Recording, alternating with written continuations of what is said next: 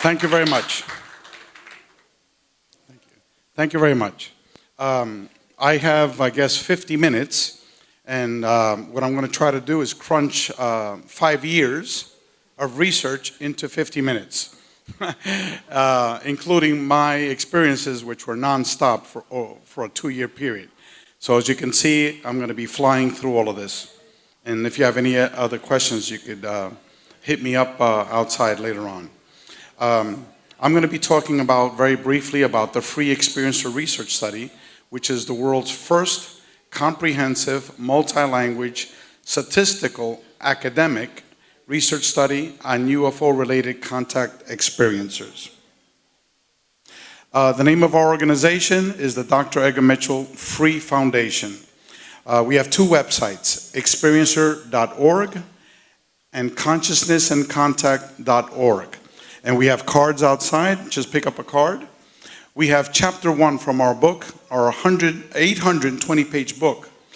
We have chapter 1, which is 120 pages, available for everyone to download for free. Our email is info.experiencer@experiencer.org. Okay, this is just to show you that I'm overeducated. I went to Berkeley for a PhD, Cornell for a master's, and I'm an attorney. My first experience and my wife's experience started in March of 2012. Before then, I would have thought everyone here was crazy. This is my wife, my daughter, and our dog. Our dog, Nena, was 16 years old when she all of a sudden became totally paralyzed. We called our vet. He said she probably had a cerebral hemorrhage. I'll bring her in tomorrow to the office so we can euthanize her. My wife, who's a hardcore Catholic from Mexico, began praying all night. And me, the total atheist material rationalist, said, a lot of good that's going to do you. In the morning, we checked the dog out. The dog was still paralyzed. I went back to sleep. When my wife went down the stairs, she saw this object in the middle of the living room. Being a good Mexican, she thought it was the Virgin Mary. She knelt down and started praying, okay?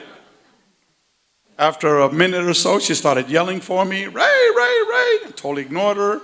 I said, Sunday, 6 o'clock in the morning, leave me alone. She went upstairs and dragged me out of bed. When I got downstairs, she was a couple of flights of stairs ahead of me, walking down. All of a sudden, she disappears right in front of me. Then, mind influence took over. You like that word now, Joe? Mind influence took over, and I didn't care that my wife disappeared. I saw this object in our living room. I looked at it and I stared at it, and then, excuse the French, I said, 4-letter word, screw this shit here, this is the junk that she got me up for this crap, And I said, I turned around, walked up the stairs, and it put me to sleep, knocked me out for 45 minutes later.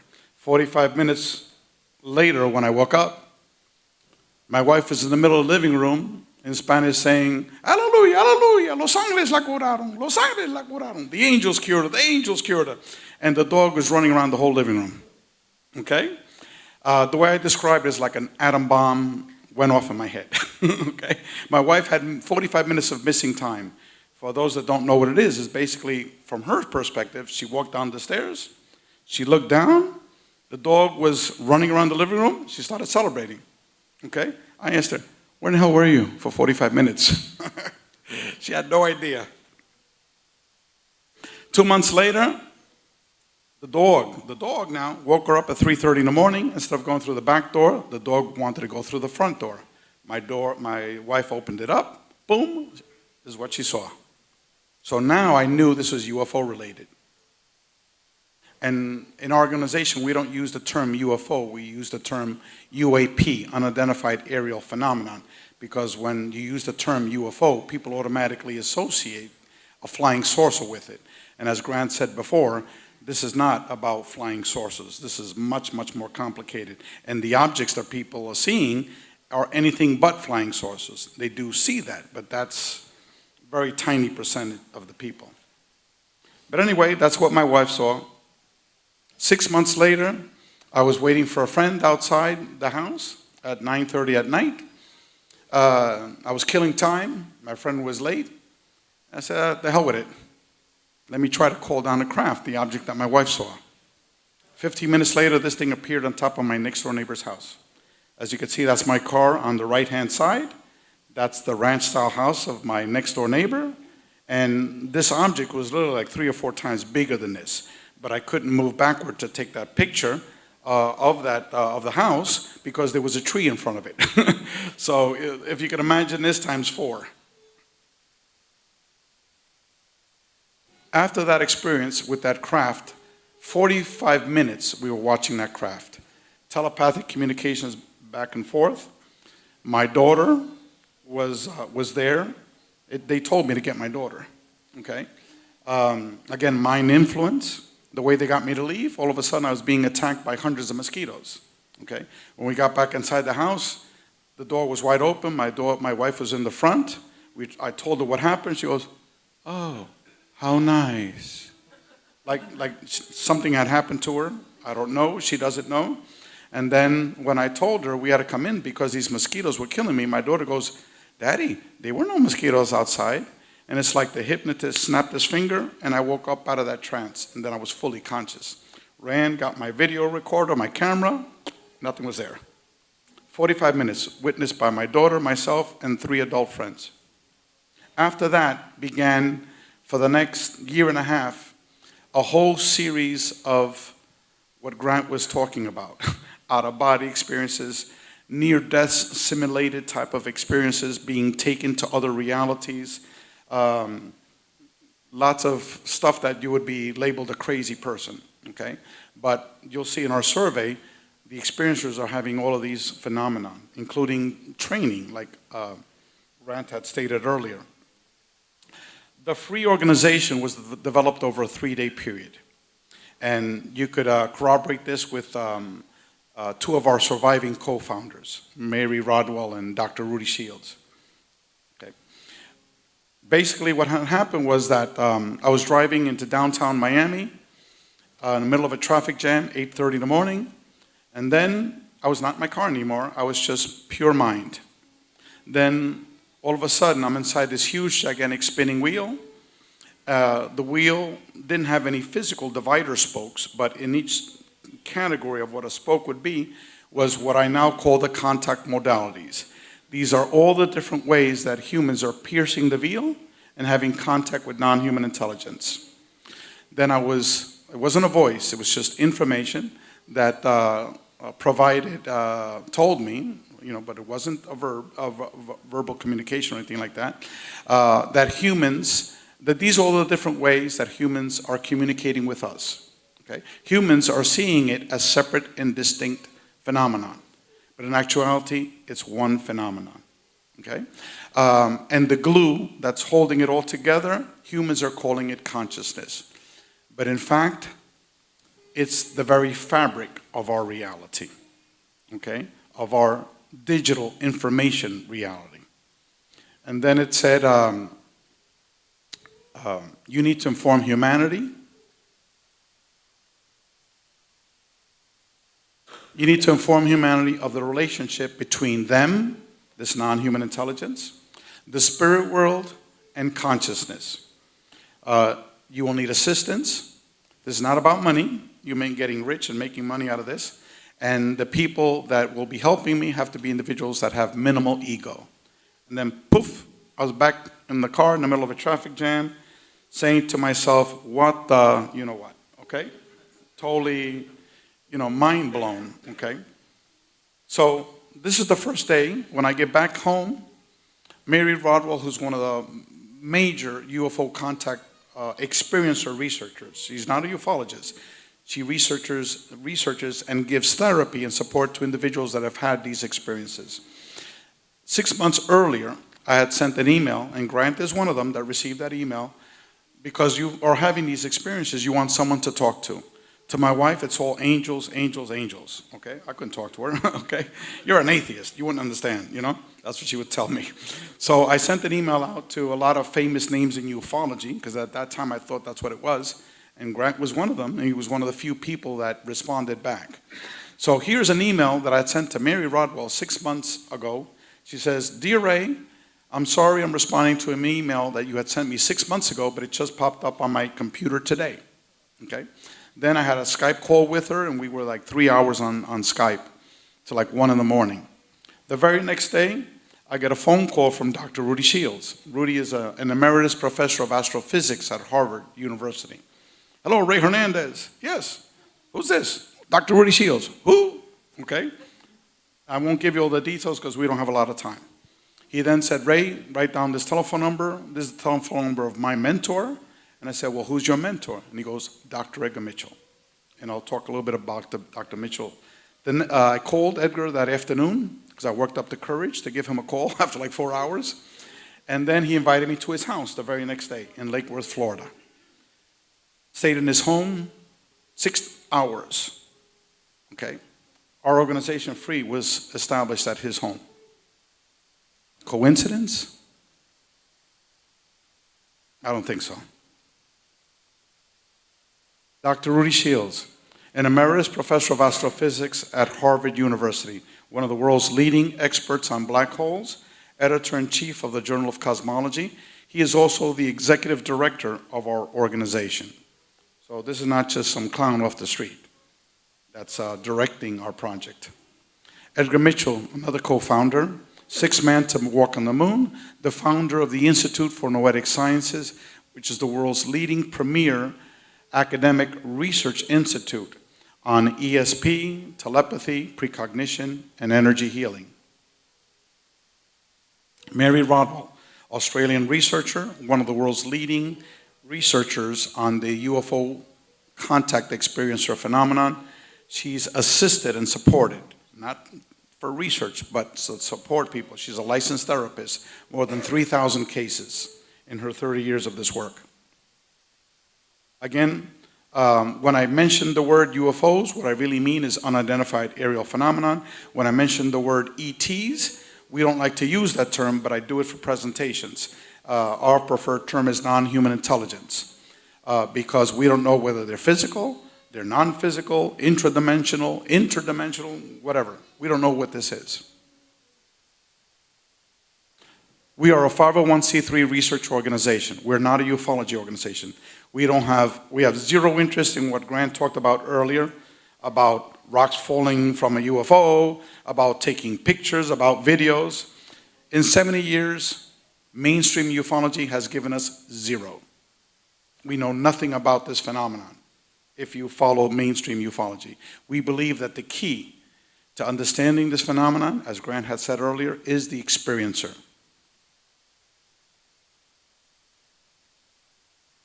We also believe, remember like that big wheel that I showed you before, that all of these contact modalities, they're not separate and distinct phenomena, but they're part of one phenomenon. And as was given to me, the glue that's holding it all together is consciousness, which is the very fabric of our reality and how we as human beings interact with this reality. It's much more complicated than that, but that's like a basic gist. What I'm going to talk about very quickly now is the world's first comprehensive academic multi-language research study of this phenomenon. We spent 9 months developing the research methodology and 4 years administering the survey. Our 3 surveys, the first 2 are quantitative in nature. 600 quantitative questions. Phase 3 was comprised of 70 open-ended, which is you have to write out the details to 70 questions. We advertise it on YouTube, Facebook, over 100 radio shows, mailing list of more than 6,000 names. So if you're interested in this phenomenon, you got that information. We sent it to all ufology groups, the evil, dreaded alien types, you know, that are creating hybrid babies, to the love and light crowd, you know, that these entities are non-evil at all. So everybody got this message. The paranormal folks, to the esoteric folks, to the out-of-body folks, to the near-death experience folks. Okay. A correction here. We ask individuals to answer these questions only upon conscious explicit memory, not upon lucid dreams, because what the hell is a lucid dream? My dream for someone else could be a lucid dream. okay? Lucid dream is very, very specific. So you cannot argue scientifically whose is a lucid dream and whose is not. Same thing like hypnotic regressions.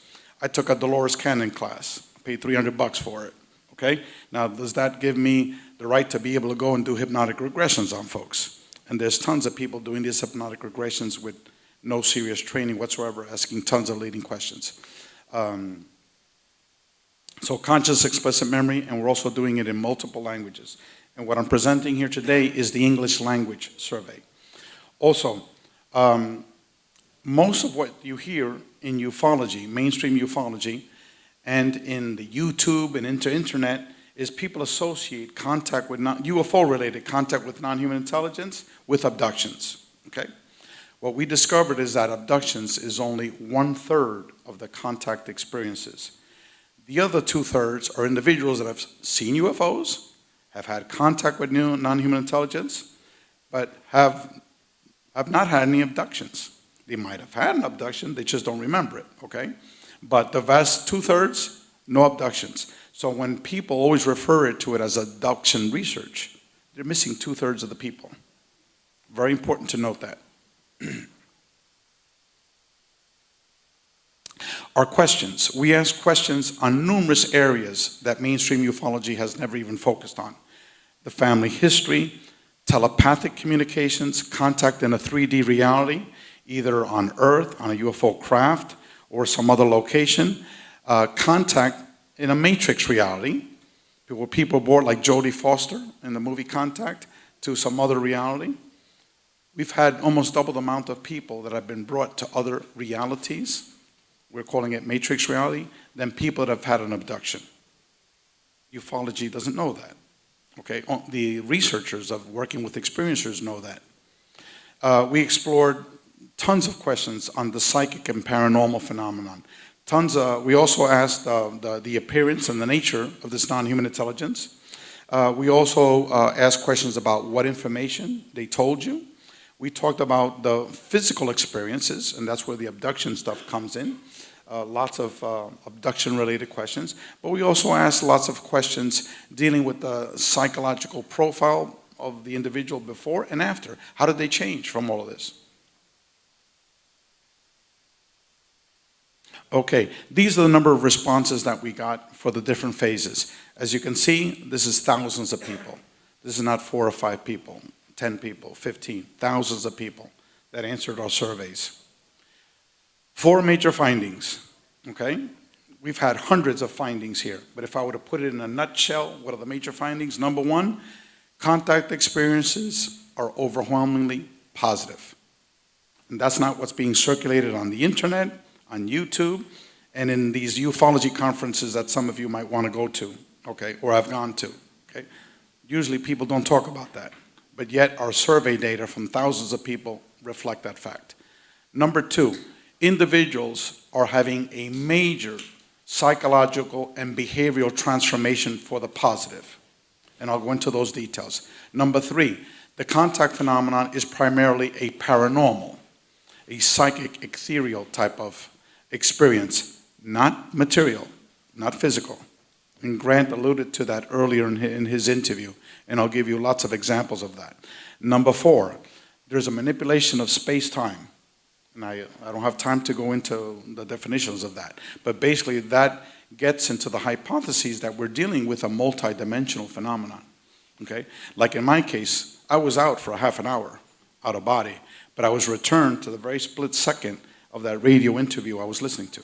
So that means that no time had elapsed, okay? You'll hear the same thing with near-death experiences.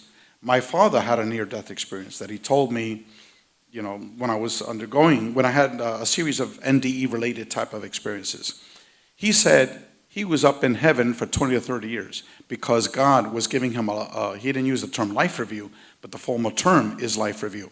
He's showing you all of your experiences, the good and the bad, and you're reliving it inside your body and inside the body of the other person you had affected. So he told me he had just come back from 20 or 30 years in some other reality, but yet his operation lasted a couple hours. His heart bypassed. Okay. I'm going to skip over the physical aspects of the sightings of the UFOs. So you can see 76% of the individuals have seen the UFOs. These are what the UFO did. And we group them by country, group areas, and they're very consistent to each other. We'll skip all of that. 76% of the individuals who took our survey have seen a UFO. The other 24% have either had a family member that have seen a UFO. So somehow the wife saw a UFO, but the husband didn't, or the wife did, the husband didn't. The other person took the survey because they were having all these paranormal experiences. So that's why it's not 100% UFO related, but 61% have had witnesses. Usually people say, oh, this guy is, bullshit artist, But yet, they're witnesses. Like in my case, there was 5 people that saw this huge, gigantic craft. And that's 61%. That's quite typical. 54% have literally called down to see a UFO, unidentified aerial phenomenon. And Joseph Brooks, there was an expert on that right there, Dr. Joseph Brooks. 58% have deliberately called a non-human intelligence. My wife did that. And poof, these 3 7-foot human-looking beings dressed in white monk's robes started floating in front of her. 58% of the people have had that as well. Okay, was your experience positive, negative, or neutral? I'm going to be flying by all this statistic here. We asked that question, how would you describe your experiences, positive, negative, or neutral? 66% said it was positive, 29% it was neutral, 5% said it was negative. Now, is this what's being circulated in the YouTube, in the internet, that everyone's so crazy about paying attention to? 99.9% of what you read and what you see in the internet is bullshit.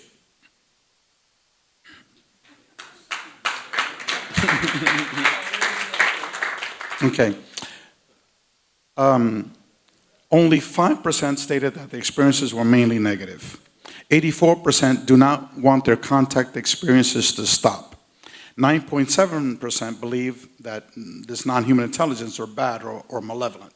62% have stated that whatever this intelligence has actually tried to help them. 71% feel an expanded consciousness in the presence of this non-human intelligence. 66% feel love in front of these beings. Now let's look at specific beings. These are physical beings now. Okay? A lot of these experiences are non-physical because a lot of it is telepathic. But let's look at the physical beings. Also, just to let you know, these aren't the only type of beings. There were literally hundreds of different types of beings that Grant had alluded to earlier. But let's take a look at the major ones. The number one type of being were not the evil, dreaded little grays or the evil, dreaded reptilians. The number one type of being was the energy being, which happens to be one of the major physical type of beings in a near-death experience. Right, Alex? 55% of the individuals saw energy beings. Okay. Out of those, only 7% viewed them as negative. 52% saw human-looking beings. Out of those, 5% said their experience was negative. The evil, dreaded small grays, okay? 51% of the people had experiences with small grays. Out of those, only 11% said their experiences were negative, okay? Again, another contradiction with mainstream ufology.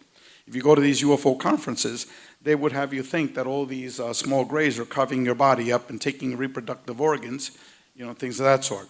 But in fact, that's a small sliver of the story. In actuality, it's much more complex. The spirit and ghosts, a type of beings, 47%, 7% had negative experiences. Now, with the NDE phenomenon, 3 of those types of beings are seen in NDEs, okay? We're talking about an energy being, human-looking beings, and the spirit and ghost types, okay?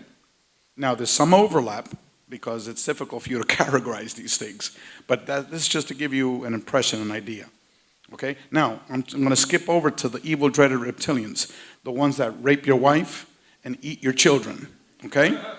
Right, now, let's look at the evil, dreaded reptilians. Out of those, 23% of the individuals say that their experiences were mainly negative.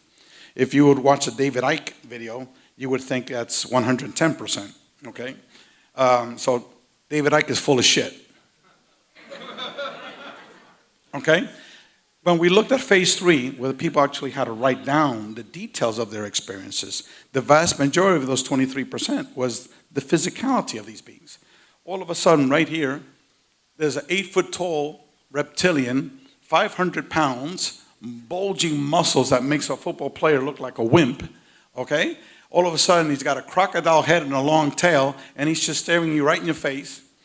You're going to be pissing in your pants, okay? So they didn't rape your wife or eat your kids, but the vast majority of these people were just scared shit from seeing that being, okay? That's what these people told us. In terms of how many people had actually physically seen a reptilian, 368. So we're not talking about 5 or 6 or 7 or 8, 368 people, okay? That's reality. The internet is bullshit. If you could stop your ET contact experiences, would you?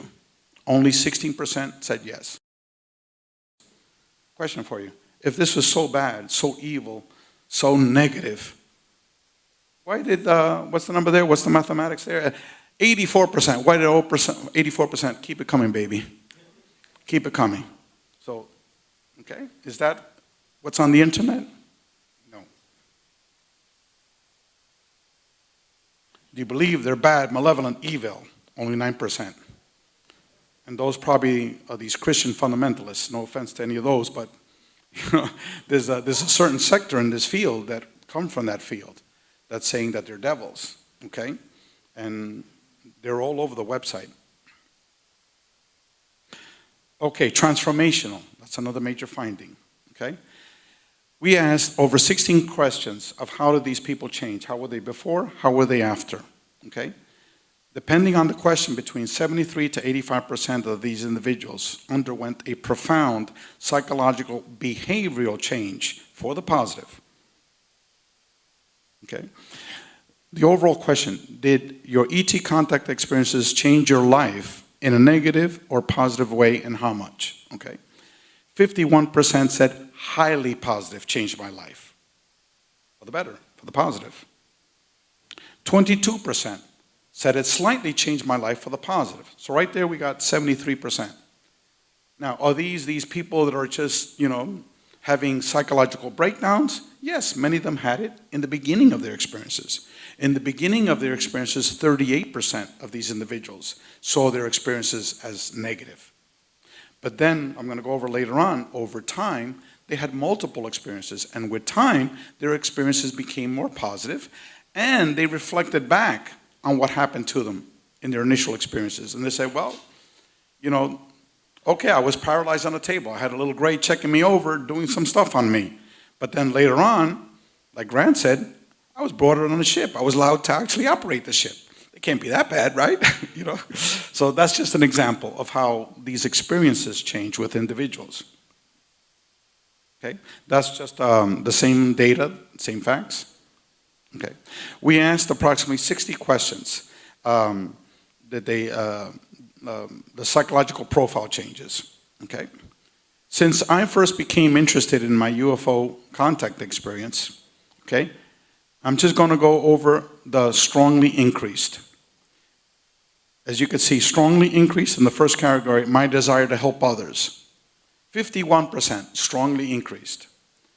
24% increased somewhat. So right there we get, what, 75% of the individuals, all of a sudden, they have a desire to help others. Before, it's like, screw that guy, you know? I don't care about that person. My compassion for others. My appreciation of the ordinary things of life. My sensitivity to the suffering of others. My concern with spiritual matters. Look at that, 83%. In my case, I was a total atheist, material rationalist. These beings led me through a series of, which is, I don't have the time to discuss, but where they brought spirituality to me, okay? This happened to many experiencers. All of a sudden, highly spiritual people. My desire to achieve a higher consciousness. My appreciation of nature. My spiritual feelings. My concern with the welfare of planet Earth. My understanding of what life is all about. Like me, I was totally clueless. I was just going to work, you know, supporting my family, You know, go out to have like dinners on the weekends with my wife every 2 weeks or so, you know, leading a mundane life. When I die, I get buried. You know, I didn't care about cemetery, and my will said, you know, burn me up, you know, to save the money. Okay? Okay? So that was me, and so many of the other experiencers. My personal sense of purpose in life, my concern with ecological matters, all of these are increased substantially. Now let's look at what decreased. Okay? My concern with material things in life, my interest in organized religion, my competitive tendencies, my fear of death, my desire to become a well-known person. Okay? Now, question I have to all of you. Look how these people are changing. These are the people you want as your neighbors, your best friends, and things of that sort. This is what you want the world to be. So if these entities are so bad, so evil, hey, why don't they do this to the whole freaking world? Okay? Do it to the whole world. We would not have wars. We would not have our American president. We would not have selfishness, ego, people ripping each other off. You know, we would still have some of that, right? But much greatly diminished. Okay? So my perspective is, why don't you do this to everybody? What's just a few? Okay? Now, is this what you see on the internet? These ufology conferences? No. But yet, thousands of people, right there is documented proof what thousands of people are telling you. In other words, the internet is bullshit. Okay, this is just a summary of what I just told you. Okay, now let's get into the paranormal experiences. Remember I told you that this phenomenon is primarily a paranormal and psychic phenomenon. There is a physical component to it, but it's a minor component to it. Okay? 95% have had paranormal experiences in their home. 80% have had out-of-body experiences. 37% have had near-death experiences. 51% have had a medical healing, either on themselves or a member of their family.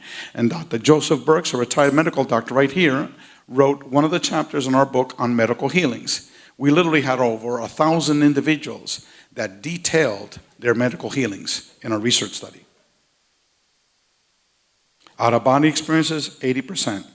Near-death experiences, 37%. The medical healings, 50%. Actually, it's 50 and change. Okay? Telepathic communications, 78%. Were they ever brought to a matrix reality? 50%. Past life memory, 66%. Have they seen a ghost or a spirit? 76%. Were they actually given a glimpse or actually taken to what people perceive as heaven or a spirit world? 46%. Have they physically seen, not through a picture, but physically seen small colored orbs? 67%. Objects mysteriously appear and disappear, like airports, 25%. Objects falling and moving around the house without any reasonable explanations, 61%. When they return, just like near-death experiencers, okay, seeing energy auras around people, 74%. And similar to NDEs, people get return from direct physical contact with psychic precognition skills. I already talked about all of that. 29% have channeled the non-human intelligence. 45% have memories of visiting the spirit world, etc., etc. 49% have had out-of-body travel in space. All of a sudden, their body was out in space and they were looking at planet Earth underneath them. Crazy stuff, right? Okay, let me just quickly jump over these things. Conclusion: contact with non-human intelligence is primarily a paranormal and psychic experience and not a physical experience. While all contact experiences do have physical experiences, the vast majority of these experiences are comprised of paranormal and psychic experiences. Information received. Excuse me. 80% have received communication from non-human intelligence. Was this communication in your native language? 75% said yes. I'm just going to go over the yes. Did the ETs impart reassuring messages to you? 61%. Did they provide spiritual message? 54%. Did they give you messages of love, oneness? Whoops, I skipped. Sorry about that. Messages of love, oneness, 54%. Did they express to you concern about humanity's behavior? Like, for example, we're destroying our planet, 45%. Information about advanced technology, physics, other scientific information, 42%. I wish I had more time to give you examples of this. 0 minutes, and I'm 1/3 through the presentation. Oh, 20. Okay, fantastic. I saw a 0 up there. Okay. Did these entities give you an environmental message? 39%. Et cetera, et cetera. I'm not going to go through all this, but you can read it and you can see it. Okay? The messages continue. Okay, I don't have a lot of time, so I'm skipping a lot of this. Okay? And it goes on, the messages. Messages of reincarnation, 26%. Of an agreement that you came into being with an agreement with them, the entities. Okay? Did they tell you that you actually are part ET? Okay, 26%. Okay, now, spirituality and spirit world experiences. Again, you go to a ufology conference, you're not going to get any of this. All right? You go to the internet, you're not going to get any of this. But yet the experiencers are telling you what really is going down. 97% believe that non-human intelligence can travel to other dimensions. This is all belief, what they believe. And then later on, I'm going to show you what the entities told them. 91% believe that there is a grand plan in motion and that experiencers are all part of that grand plan. 89% believe that there is a connection between non-human intelligence and the paranormal. Almost 83% believe that there is a connection between non-human intelligence and the spirit world. 80% believe that these entities can travel to the past and to the future. 5% believe that there is a connection between non-human intelligence and reincarnation. Isn't that a big deal there, right? You won't get that in a ufology conference. 45% have reached an agreement with non-human intelligence. 38% believe that non-human intelligence, they consider them modern angels. That's me. Okay? 30% have been taken aboard a craft. That's not me. But some of you might have been taken aboard a craft.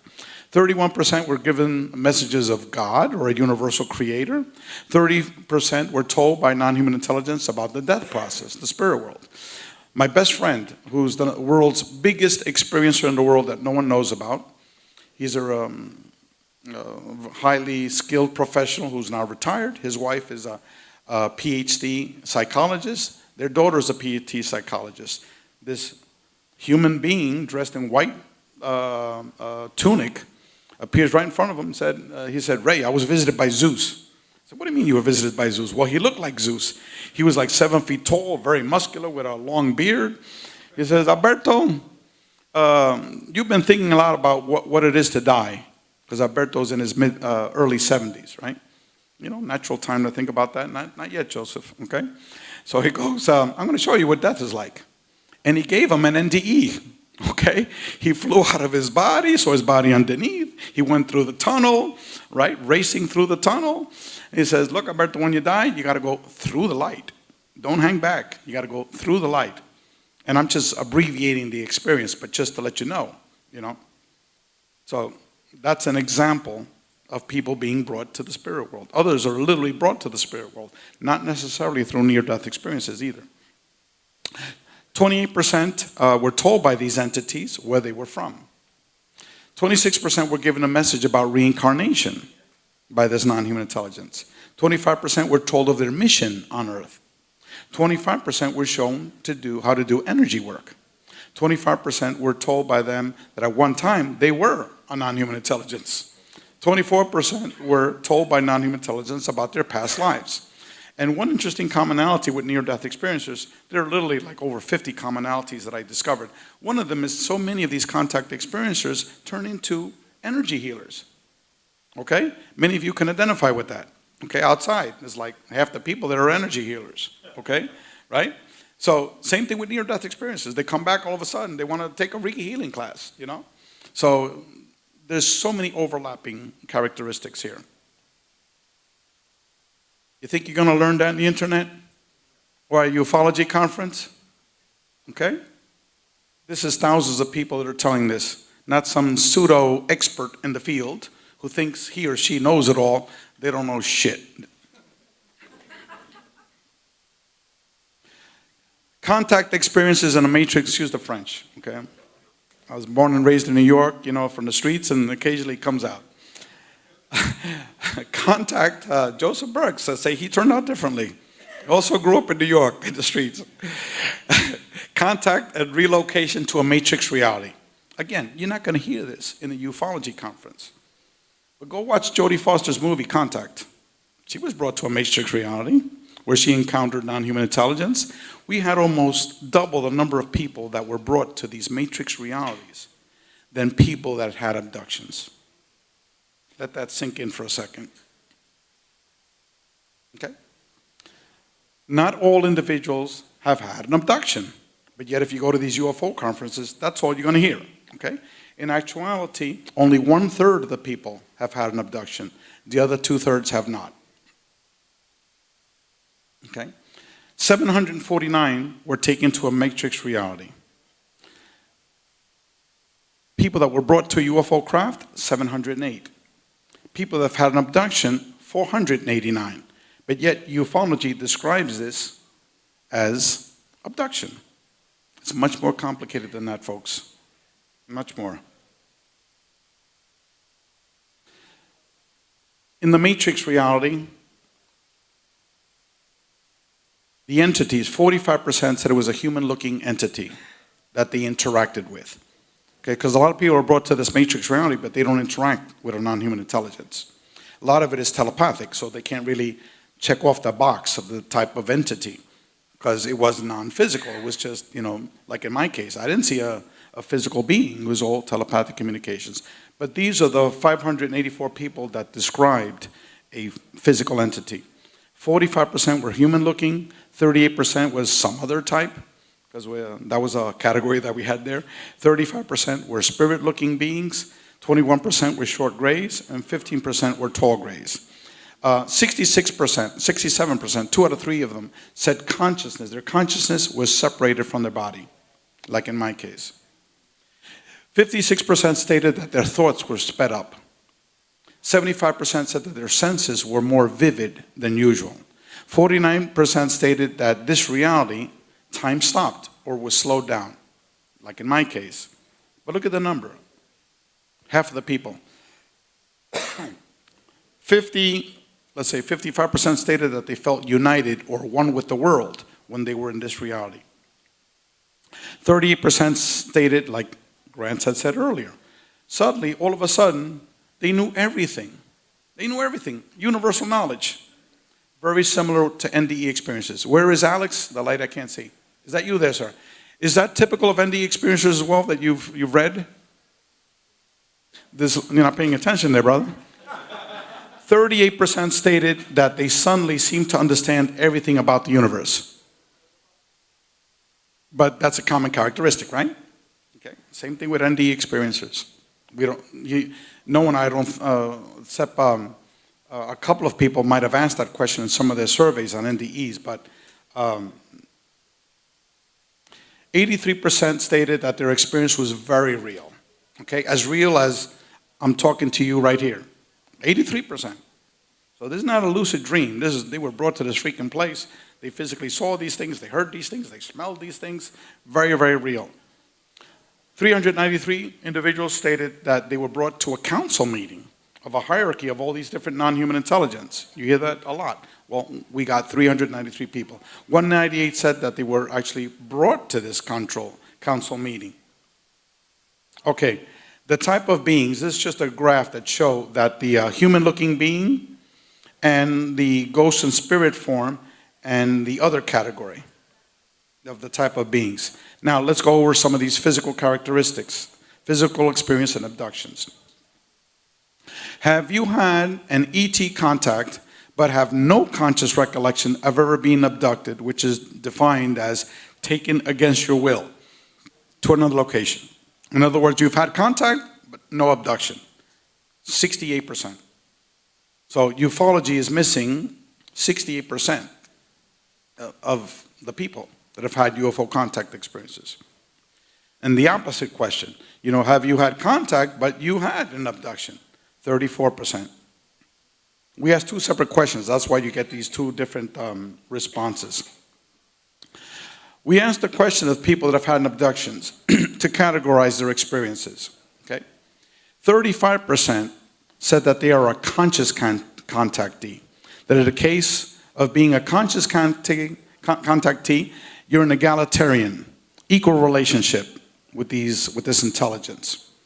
35% said you are not an abductee, but a contactee, where you're being treated with respect and understanding. So right there, who's good in math here? 70%. Okay, so 70% said, look, I'm not an abductee, I'm a contactee. Another 8%, so now we're up to 78%, said it was still a case of an abduction, because they took me against my will, but where they sought my permission, where I was treated humanely, with compassion. 78% we got now. Is this what the bullshit internet is telling you? When you go to UFO conference, okay, and I recently got a trailer of a proposed documentary on the abduction phenomenon, okay, the UFO contact phenomenon. You know what that trailer was? This woman for 2 minutes screaming, "Ah!" You know what I'm talking about, right? Okay? Does that accurately portray what really is going on? No, it's part of the phenomenon of what people have experienced, and I'll go over that in a couple of minutes. It was still a case of abduction, but of milder kind, a slightly more caring kind, 13%. Now, the worst case scenario, it was an abduction of the most negative kind, 8%. So still, it's 8%, that's a lot of people, but it's 8%. Okay? Visually seeing a physical being, 1,800 people. 85% interacted with them in some way. 63% said that they had a witness to this. Like in my case, my wife and I saw two different things, because before she was taken away, okay, she saw that little craft in the middle of the living room. And I saw the energy being after she was taken. So we saw two different things, but we were pretty much there at the same time. 54% have seen these beings more than 10 times. Okay, I already showed you this. I don't know why this slide is here, or did I show this before? I showed it before. Okay, I can skip that. The different types of beings and how they perceived their experiences. What it says now, approximately how many times have you seen or interacted with this non-human intelligence? As you could see, 40% of the people have interacted with these beings more than 20 times. From 11 to 20 is another 6.2%. Between 8 to 10%, oh, the percentages didn't show. Anyway, the point here that if you interact with these beings, it's not going to be once or twice. It's going to be a lot of times. That's the vast majority of these people. Okay. Oh yeah, here's a better chart here. This is the number of times and how positive your experience was. So in other words, the more times you have contact, the more positive is your experience. The people that have had 1 or 2 contact experiences, those are the more negative kind. But still, it's 50% of the people viewed it as positive. Okay. The onboard craft experiences, you see that on the internet all the time, but 48% of the people said that they were not small grays, they were humans. Human-looking beings. Okay, got it. 10 minutes. We'll skip over this real quick. Okay? I already talked about that. How many times? Medical exams and implants, 34% consciously recall lying on a table and being medically examined. 20% consciously recall receiving an operation. 51% believe that they placed an implant in them. These are the type of beings that did the implant. Okay, I don't know why it's there. It should not be there. Oh boy, what happened to the spirituality issues? Did I already discuss that? I guess I might have done that already. Okay. Okay, Dr. John Mack's quote. People know their experiences and what they have undergone does not fit with the prevailing mechanistic worldview. Large percentages of people seem to know there is an unseen world or hidden dimensions of reality. This is from the book Passport to the Cosmos, written by the late professor of psychiatry, an academic medical doctor at Harvard Medical School, one of the world's premier researchers of this phenomenon, Dr. John Mack. This is our book. You can contact me later. You could download chapter 1, which is 120 pages, which is the presentation that I did and much, much more. It goes into much more detail. You can download it for free. You go to our website, experiencer.org or consciousnessandcontact.org. We have a card outside that you can pick up. Download chapter 1, which is 120 pages. Okay? If you like it, then you can buy the book. Okay? So we're making that available for everyone. This is our two websites, experiencer.org, consciousnessandcontact.org, and our email is info@experiencer.org, and I said our card is outside. And also, just to let you know, let me go to the very top here. Goodness, I went through a lot of stuff. I guess I went too quickly through it. Okay. We're also going to be having volume 2.